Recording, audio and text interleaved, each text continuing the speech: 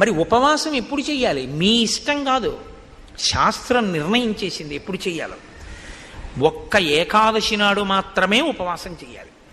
ఏకాదశి తిథి ఉపవాసం, ద్వాదశి పారణ.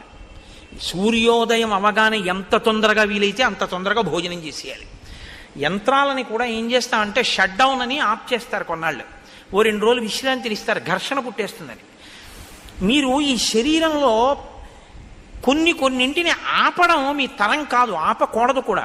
గుండె ఆపుతానంటే 2 రోజులు రెస్ట్ ఇస్తానంటే కుదరదు, ఊపిరితిత్తులు ఆపుతానంటే కుదరదు.